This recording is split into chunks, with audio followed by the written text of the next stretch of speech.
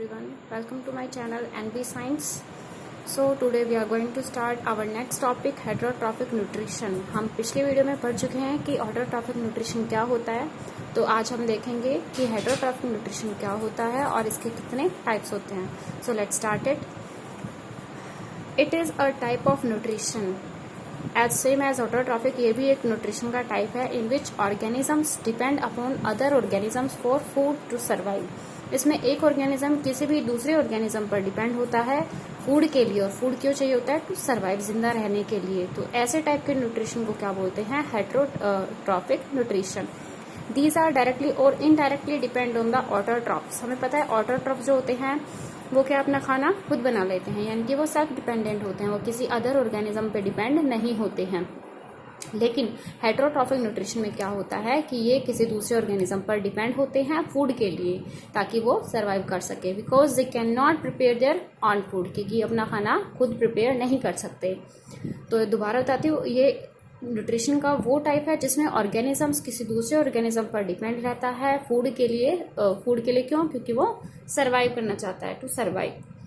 और ये डायरेक्टली और इनडायरेक्टली किन पे डिपेंड होते हैं? ऑटोट्रॉफ्स पे. ठीक है, तो जैसे कि ह्यूमन बींग से एग्जांपल ले तो खाना के लिए, जैसे कि अगर प्लांट्स हैं तो प्लांट्स से हम क्या लेते हैं? वेजिटेबल्स. ठीक है, तो प्लांट्स क्या हैं? ऑटोट्रॉफ्स. तो उस पर डायरेक्टली या फिर इनडायरेक्टली किस पे डिपेंड होते हैं? ऑटोट्रॉफ्स पे, क्योंकि हेटरोट्रॉपिक अपना फूड खुद प्रिपेयर नहीं कर सकते. It is a type of nutrition in which organisms depend upon other organisms for food to survive. These are directly और indirectly depend on autotrophs because they can not prepare their own food. So let's see their types. There are three main types of heterotrophic nutrition. These are as given. First is holozoic nutrition, second is saprophytic nutrition, and third is parasitic nutrition. तो यहाँ पे first जो type है वो है holozoic nutrition, second is saprophytic and third is parasitic.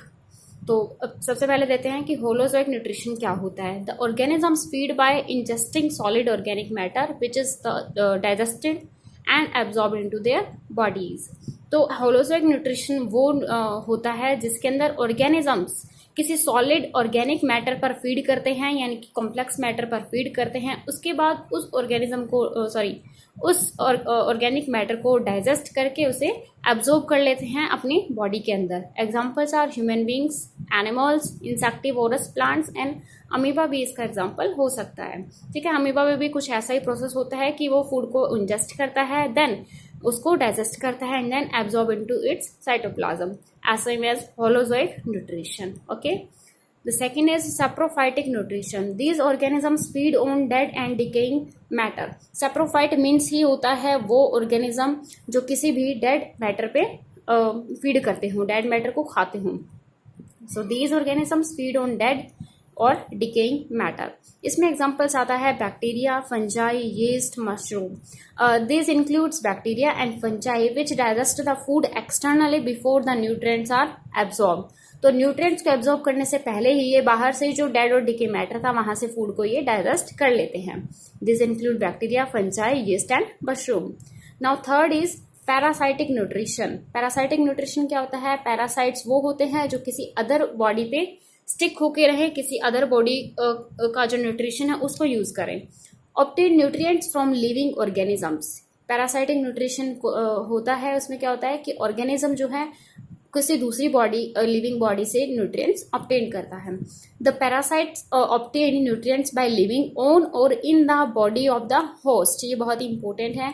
जो parasites होते हैं, यानी कि पैरासाइटिक न्यूट्रिशन वाले जो ऑर्गेनिजम्स होते हैं उनको पैरासाइट बोला जाता है. और पैरासाइट अपने न्यूट्रिएंट्स कहाँ से लेते हैं? या तो होस्ट होता है जिस बॉडी के अंदर वो रह रहे होते हैं. ठीक है, तो होस्ट के या तो अंदर, बॉडी के अंदर है कि या फिर बॉडी के आउटर सरफेस पे स्टिक होके वो क्या करते हैं? उस होस्ट ऑर्गेनिज्म के न्यूट्रिएंट्स को ऑब्टेन करते हैं. एग्जाम्पल जैसे लाइस हो गया, टेपवर्म हो गया, लीचेस. हम एग्जाम्पल लेते हैं जैसे लीच का. ये क्या है? अगर ह्यूमन बॉडी पे स्टिक हो जाती है, ये चिपक जाती है, तो ये ब्लड को सक करती है, यानी कि होस्ट बॉडी कौन हो गई? ह्यूमन बॉडी, जिसपे ये स्टिक हुई है. तो होस्ट बॉडी के क्या करते हैं? होस्ट बॉडी के न्यूट्रिएंट्स को ये थ्रू ब्लड ऑब्टेन कर लेती है. Okay, so this is parasite. Okay, so examples lice, tapeworm and leeches. So now how do organisms obtain their nutrients? अब न्यूट्रिएंट जो organisms है वो अपने nutrients कैसे obtain करते हैं, कैसे अपना न्यूट्रिशन लेते हैं? सिंगल सेल ऑर्गेनिजम्स की बात करें तो मैं पहले भी बता चुकी हूँ कि उसमें जो भी फूड होगा, जो भी फूड लिया जाएगा वो पूरे की पूरी सरफेस से लिया जाएगा। हमें पता है कि सिंगल सेल ऑर्गेनिज्म ही सारे प्रोसेसेस, सारी एक्टिविटीज करवाता है, ठीक है, क्योंकि उनके पास सिर्फ सिंगल सेल होता है, उसमें इंजेक्शन, डाइजेशन, रेस्पिरेशन सब कुछ वो सिंगल सेल ही करेगा। तो यहाँ पे न्यूट्रिशन की बात है तो single cell organisms the food may be taken in by entire surface, यानी कि होल सरफेस से ही फूड को एब्जॉर्ब किया जाता है। एग्जाम्पल हम लेते हैं यहाँ पे अमीबा का। अमीबा टेक्स, हमें पता है कि अमीबा क्या है, सिंगल सेल्ड ऑर्गेनिजम्स है और जिसका न्यूट्रिशन कैसा होता है, holozoic nutrition. Amoeba takes in or ingest food by using temporary finger-like extension or projections of cell surface which fuse over the food particles forming a food vacuole। इसका मतलब क्या है कि अमीबा जो है इंजेस्ट करता है या फिर अंदर लेके जाता है फूड को बाय यूजिंग, किसका यूज करके, टेम्पोरेरी, यानी कि वो सिर्फ फूड को एब्जॉर्ब करने के टाइम पे ही वो प्रोड्यूस आती हैं, तो उसको क्या बोलेंगे, टेम्पोरेरी फिंगर लाइक एक्सटेंशंस। कुछ फिंगर लाइक स्ट्रक्चर्स आगे की तरफ आते हैं फूड को एब्जॉर्ब करने के लिए, okay, of the cell surface से which fuse over the food particle, जो फूड पार्टिकल को कवर कर लेते हैं और क्या बना देते हैं, food vacuole. So again amoeba takes in food by using temporary finger-like extensions or projections of the cell surface which fuse over the food particle forming a food vacuole।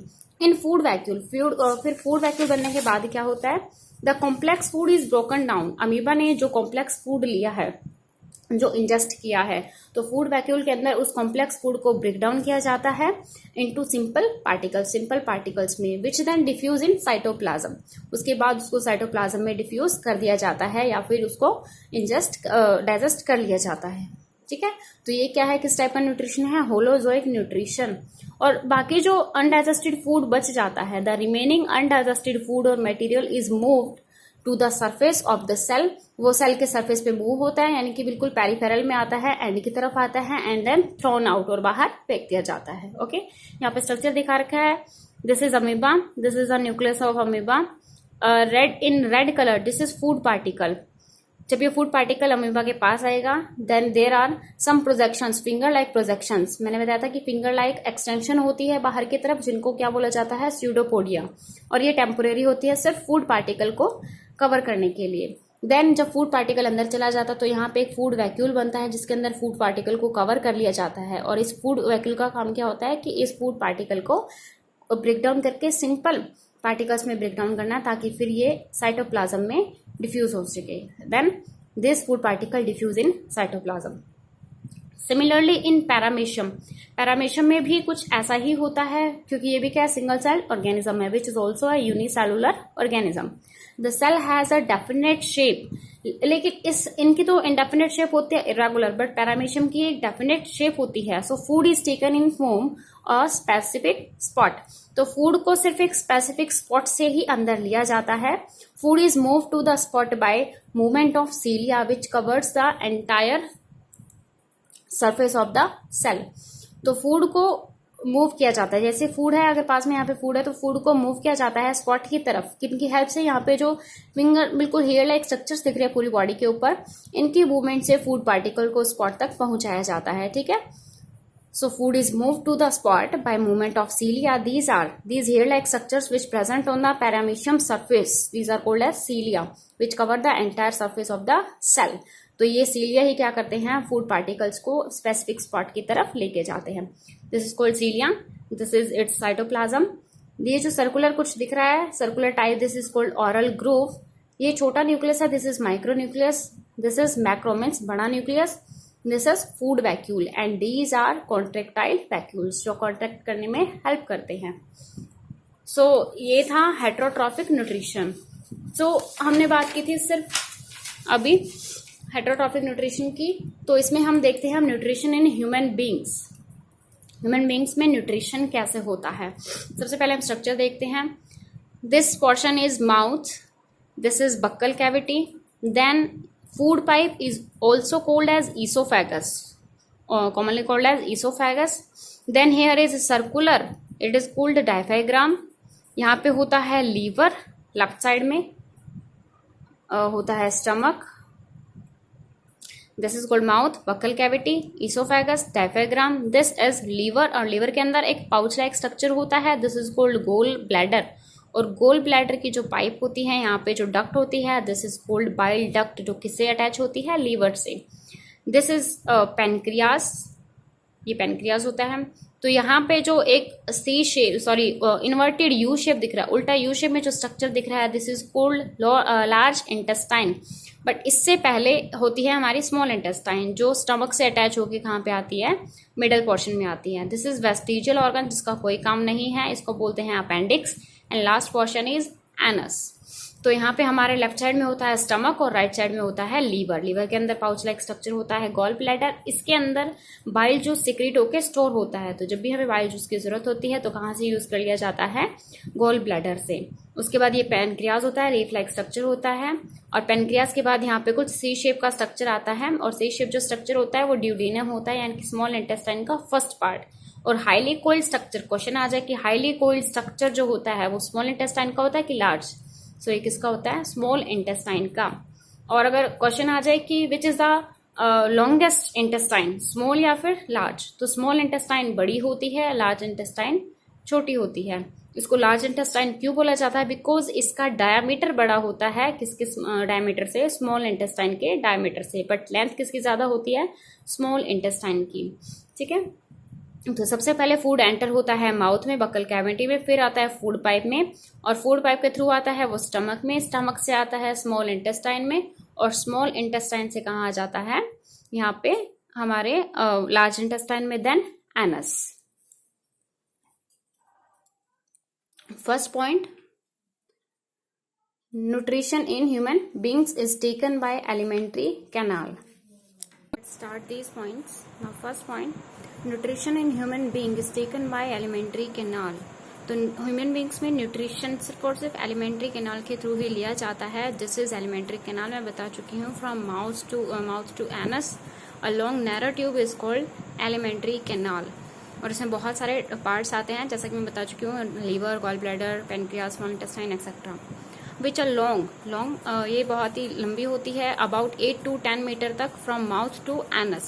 ठीक है, तो एलिमेंट्री कैनाल एक long narrow tube like structure होता है जो 8 से 10 metre तक long हो सकता है। और mouth to anus including 2 openings, इसके अंदर 2 ओपनिंग्स होती हैं, एक माउथ की ओपनिंग होती है और एक एनस की opening, that is anterior and posterior and respectively. Mouth के जो ओपनिंग होती है उसको बोला जाता है एंटीरियर एंड जो एनस की ओपनिंग होती है उसे बोला जाता है पोस्टीरियर एंड। ठीक है, तो this is first opening mouth and it is also known as anterior end, this is anus second opening and it is also known as posterior end. So now next point, alimentary canal have different parts. एलिमेंट्री canal के different parts हैं। Helps in digestion of complex food, जो हमारे digestion में complex food को digest करने में help करते हैं। These are the parts of alimentary canal. These types are as given in the structure. ये जो स्ट्रक्चर दे रखा है इसमें बहुत सारे टाइप्स दे रखे हैं, बहुत सारे पार्ट्स दे रखे हैं, जैसे कि mouth, buccal cavity, liver, gall bladder, ये सब के सब एलिमेंट्री कैनाल के पार्ट्स हैं। नेक्स्ट पॉइंट, जैसे कि buccal cavity, mouth, oesophagus, stomach, liver, pancreas, small intestine, large intestine and anus. Now next point, in mouth, अगर हम सबसे पहले माउथ की बात करें, in mouth the food is crushed, food को सबसे पहले तोड़ा जाता है, क्रश किया जाता है स्मॉल पार्टिकल्स में, और उसको सलाइवा के साथ मिक्स किया जाता है। सलाइवा एक जो है जेली लाइक सब्सटेंस होता है जिसको लार बोला जाता है हिंदी में। तो सलाइवा के साथ फूड मिक्स होता है, विच कंटेन अमाइलेज एंजाइम, और जिसके अंदर क्या होता है, एक अमाइलेज नाम का एंजाइम होता है फॉर डाइजेशन ऑफ स्टार्च और कार्बोहाइड्रेट, जो मेनली किस में हेल्प करता है, या तो स्टार्च या फिर कार्बोहाइड्रेट, एक ही बात है, इनको डाइजेस्ट करने में हेल्प करता है। ठीक है, तो क्वेश्चन ये आता है कि फूड में ऐसा कौन सा एंजाइम प्रेजेंट है तो सबसे पहले कार्बोहाइड्रेट को डाइजेस्ट करता है। क्वेश्चन ये आता है कि पहला क्वेश्चन तो ये आता है कि फर्स्ट कार्बोहाइड्रेट डाइजेशन कहाँ पे होता है, तो माउथ में, और इसको डाइजेस्ट करने वाला एंजाइम कौन सा होता है, amylase enzyme. Okay, next point, on swallowing, swallow के बाद food passes through the pharynx. तो यहाँ पे कॉमन पाथवे होता है विंड पाइप के लिए और फूड पाइप के लिए, उसको बोला जाता है फेरिंग्स। तो फूड फेरिंग्स से और इसोफेगस से पास होते हुए, इसोफेगस मतलब फूड पाइप से पास होते हुए कहाँ तक पहुंचता है, स्टमक तक। स्टमक कहाँ पे प्रेजेंट होता है, हमारे लेफ्ट साइड में, विच कंटेन पेप्सिन, जिसके अंदर क्या होता है, pepsin for digestion proteins, pepsin होता है प्रोटीन्स को डाइजेस्ट करने के लिए, HCl होता है हाइड्रोक्लोरिक एसिड एंड म्यूकस। तो ये सब किसमें प्रेजेंट होते हैं, हमारे स्टमक के अंदर। दोबारा से देखो, स्वेलोइंग के बाद फूड पासिस होता है फेरिंग्स और इसोफेगस से स्टमक के अंदर, और स्टमक के अंदर क्या क्या होता है, पेप्सिन होता है, HCl हाइड्रोक्लोरिक एसिड होता है and mucus. HCl creates an acidic medium. HCl hydrochloric acid ये एक एसिड है, तो इसीलिए ये स्टमक के अंदर क्या क्रिएट करेगा, एसिडिक मीडियम क्रिएट करेगा which helps for the action of enzyme pepsin. इसके एसिडिक मीडियम करने से ही हमारा जो दूसरा एंजाइम है पेप्सिन, ये अपना काम करना शुरू करेगा। Okay, next point, the mucus protects, जिसमें जो म्यूकस सिक्रीट होता है, बोला ना यहाँ पे कि पेप्सिन, HCl और म्यूकस, तो जो म्यूकस होता है ये प्रोटेक्ट करता है स्टमक की इनर वॉल को, ताकि जो HCl रिलीज हुआ है एसिडिक, वो स्टमक की वॉल पे रिएक्ट ना करे। ठीक है, ओनली इस मीडियम को ही क्या रखे, एसिडिक मीडियम रखे, ताकि पेप्सिन यहाँ पर अपना वर्क कर सके, प्रोटीन को डाइजेस्ट कर सके। और HCl का इफेक्ट स्टमक की इनर लाइनिंग पे ना पड़े, इसीलिए क्या सिक्रीट होता है, mucus. Mucus protects the inner lining of the stomach from the action of acid HCl। Okay, so now next point, from stomach. अब स्टमक से the food now enters to the small intestine. तो अब जो food है वो stomach से कहाँ पे जाएगा, स्मॉल इंटेस्टाइन के अंदर, जो यहाँ पे स्टार्टिंग पार्ट था। See here, this is stomach, and stomach से जब यहाँ पे हम स्टार्टिंग पार्ट जो आता है, दिस इज स्मॉल इंटेस्टाइन, तो सबसे पहले कहाँ पे एंटर करेगा, स्मॉल इंटेस्टाइन में। तो इसका फर्स्ट पार्ट यहाँ पे है, जिसको ड्यूडेनम बोला जाता है। सेकेंडली जो हाईली कोइल स्ट्रक्चर है, इसको बोलते हैं जेजुनम, और जो एंड पार्ट होता है इसको बोला जाता है इलियम। ओके, तो फूड स्टमक में सबसे पहले आएगा स्मॉल इंटेस्टाइन के फर्स्ट पार्ट में, ड्यूडेनम में, देन जेजुनम, देन इलियम, और इलियम से फिर जाता है लार्ज इंटेस्टाइन में, और लार्ज इंटेस्टाइन से फिर कहाँ आता है, रेक्टम में, then anus, and then excrete out undigested material.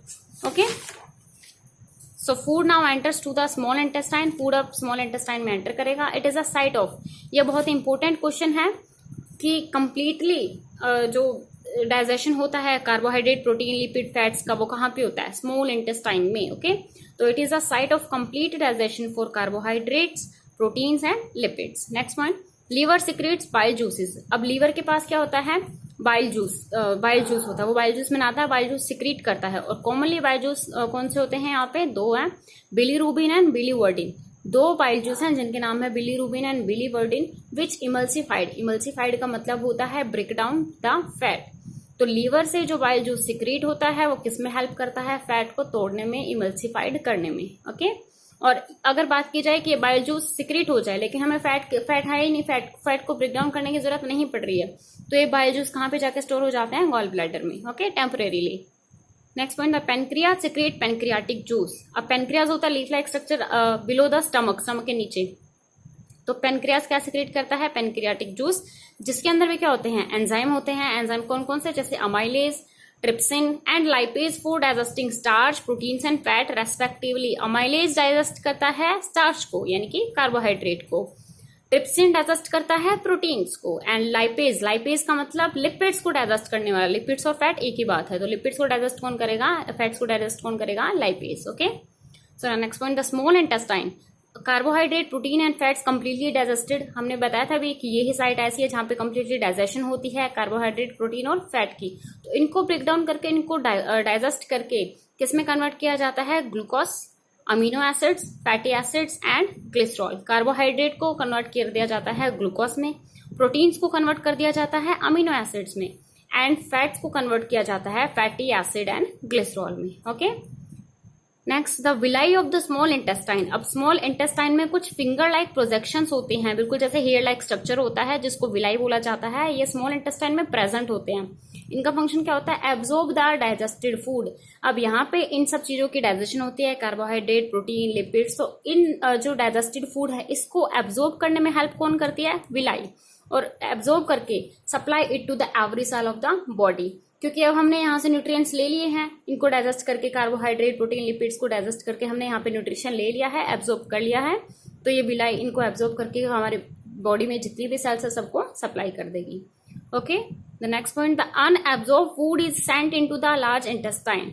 अब एब्जॉर्प्शन तो कंप्लीटली कहाँ हो गई है, स्मॉल इंटेस्टाइन के अंदर, लेकिन कुछ ऐसे पार्टिकल्स, कुछ ऐसे मटेरियल्स रह जाते हैं जिसके जो अनडाइजेस्टेड रहते हैं, ठीक है, या फिर एब्जॉर्ब नहीं हो पाते हैं।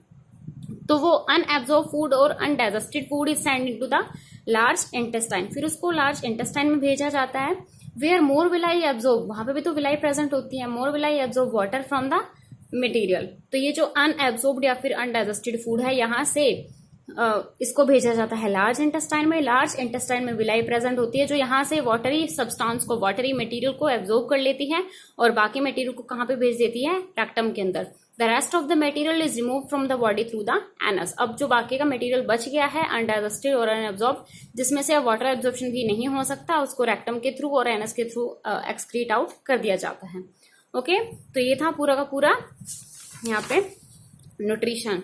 फूड सबसे पहले एंटर करेगा माउथ के अंदर, बक्कल कैविटी, यानी कि फूड पाइप से होते हुए आता है स्टमक के अंदर। स्टमक के अंदर यहाँ पे हमारे एंजाइम्स होते हैं जो क्या करते हैं, फूड को ब्रेक डाउन में हेल्प करते हैं। और HCl भी होता है। HCl क्या करता है, प्रोटीन्स को ब्रेक डाउन करने में हेल्प करता है, यानी कि पेप्सिन के लिए यहाँ पे एसिडिक मीडियम क्रिएट करता है। उसके बाद फूड जाता है हमारा स्मॉल इंटेस्टाइन के अंदर। स्मॉल इंटेस्टाइन का फर्स्ट पार्ट होता है ड्यूडेनम, देन आता है जेजुनम में, जहां पे सबसे ज्यादा यानी कि कंप्लीटली डाइजेशन होता है किस किस का, कार्बोहाइड्रेट का, प्रोटीन्स का एंड लिपिड्स का। उसके बाद स्मॉल इंटेस्टाइन का एंड यहाँ पे इलियम। देन यहाँ पे जो अनएब्जॉर्ब फूड रह गया वो कहाँ जाता है, लार्ज इंटेस्टाइन के अंदर। लार्ज इंटेस्टाइन के अंदर विलाई प्रेजेंट होती है और ये विलाई क्या कर लेती है, इस फूड से वाटर को एब्जॉर्ब कर लेती है। देन अनअब्जॉर्ब्ड और जो वेस्ट मटेरियल रह गया उसको एक्सक्रीट आउट कर दिया जाता है एनस के थ्रू। ठीक है, ये होता है ह्यूमन बींग्स के अंदर न्यूट्रिशन की। न्यूट्रिशन यानी कि न्यूट्रिएंट्स को कैसे एब्जॉर्ब किया जाता है। अब कुछ इंपॉर्टेंट पॉइंट्स है वो बता देती हूँ। First important point, saliva contains an enzyme. Saliva के अंदर एंजाइम होता है, मैंने पहले भी बताया था, अमाइलेज बताया था। Saliva contains an enzyme called salivary amylase that break down the carbohydrates और स्टार्च इनटू ग्लूकोज। तो क्वेश्चन ये आता है कि सबसे पहले कार्बोहाइड्रेट की डाइजेशन कहाँ होती है, माउथ के अंदर। क्यों होती है, क्योंकि माउथ के अंदर प्रेजेंट होता है सलाइवा, और सलाइवा के अंदर क्या होता है, सैलिवरी अमाइलेज। अमाइल का मतलब कार्बोहाइड्रेट, ASE का मतलब होता है, ASE जहां पे लग जाता है शॉर्टकट में, इसका मतलब ही ब्रेक डाउन होता है। इट मीन्स ये कोई एंजाइम बन गया है। ओके, और एंजाइम का काम ही क्या होता है, ब्रेक डाउन करना, यानी कि कार्बोहाइड्रेट को ब्रेक डाउन करना। ठीक है, किसके अंदर, ग्लूकोज के अंदर। Next point, saliva also make the food soft. Yes, saliva food को सॉफ्ट करने में भी हेल्प करता है। Next point, HCl release from the gastric glands present in the wall of the stomach. Question आ जाता है कि स्टमक के अंदर हमने बात की थी कि HCl हाइड्रोक्लोरिक एसिड रिलीज होता है, लेकिन ये कौन सी सेल से रिलीज होता है, कौन सी ग्लैंड से, this is gastric gland. Next point, small intestine have 3 parts. मैं बता चुकी हूँ स्मॉल इंटेस्टाइन के 3 पार्ट्स है। Starting point which is attached to the stomach is called duodenum. This is duodenum. Sorry, this is duodenum. And then the second highly coiled structure is jejunum, and the ending part of the small intestine which connected to the large intestine is called ileum. Okay, तो यहाँ पे completely digestion होती है small intestine के अंदर। उसके बाद large intestine have colon and cecum। तो large intestine के अंदर भी 2 parts होते हैं जिसको colon और cecum बोला जाता है। And here is last point, there is a vestigial organ. Vestigial organ वो ऑर्गन होता है जिसका कोई काम ना हो और आगे वो एक्सटिंक्ट हो जाए, यानी कि वो उसका कोई काम ना रहे। Called vermiform appendix. Vermiform appendix एक वेस्टिजियल ऑर्गन है। ये भी इंपॉर्टेंट क्वेश्चन आता है कि ह्यूमन बॉडी के अंदर ऐसा कौन सा वेस्टिजियल ऑर्गन है जो ह्यूमन बॉडी में प्रेजेंट होता है। This is called vermiform appendix, present at the end of the small intestine. Small intestine के एंड पे प्रेजेंट होगा, which have no function. Sorry, this is not at small intestine, this is at the starting part of the large intestine. ठीक है,